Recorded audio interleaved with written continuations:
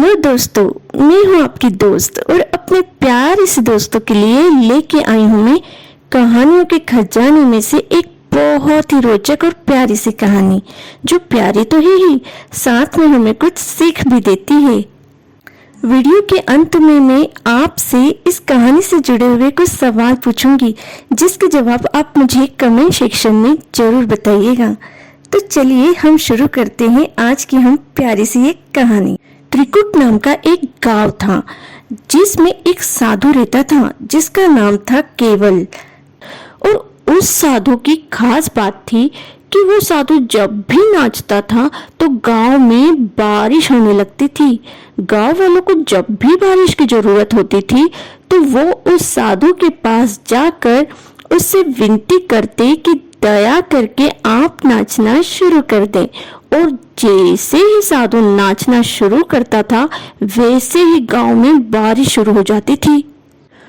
कुछ समय के बाद शहर में रहने वाले 4 लड़के गांव में घूमने के लिए आते हैं। और जब उन लड़कों को गांव वालों से ये बात पता चलती है कि साधु के नाचने से बारिश शुरू हो जाती है तो उन सबको इस बात पे बिल्कुल भी विश्वास नहीं हुआ।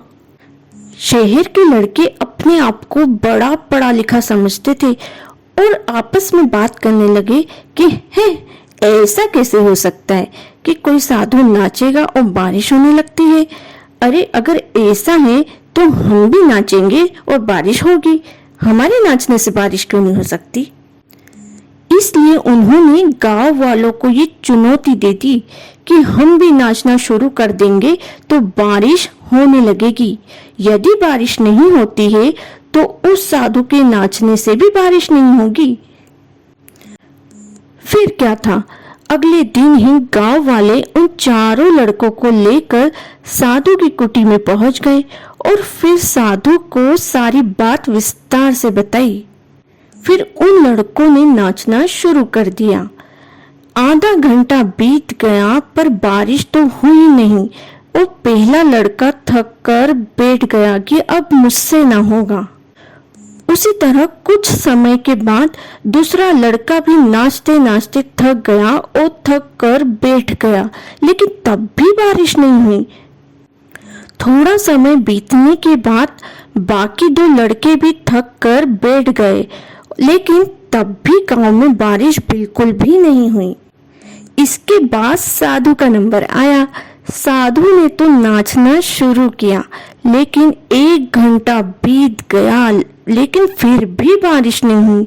फिर 2 घंटे बीत गए लेकिन तब भी बारिश नहीं हुई।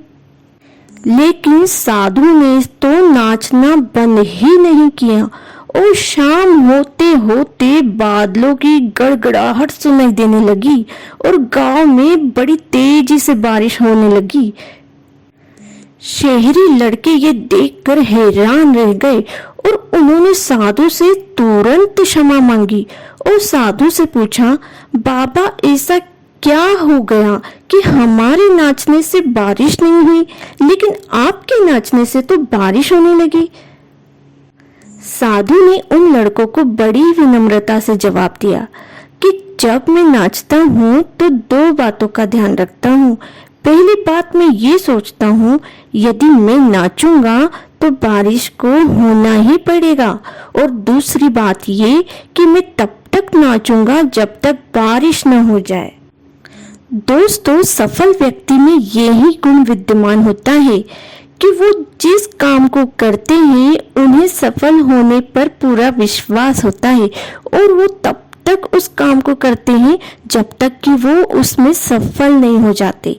यदि आपको भी किसी काम में सफलता हासिल करनी है तो आपके अंदर भी साधु वाला गुण होना चाहिए, यानी कि अपने लक्ष्य को, सफलता को पाने के लिए तब तक लगे रहिए जब तक कि आप उस लक्ष्य को और सफलता को पा न ले, तब तक आप मेहनत करते रहिए।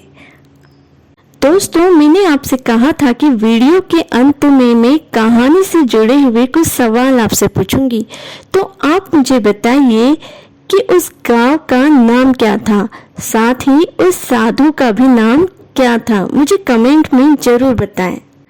और अगर आपको ये कहानी अच्छी लगी हो तो इसे ज़्यादा से ज़्यादा लोगों तक शेयर कीजिए और मेरे चैनल को लाइक और सब्सक्राइब करना ना भूलें।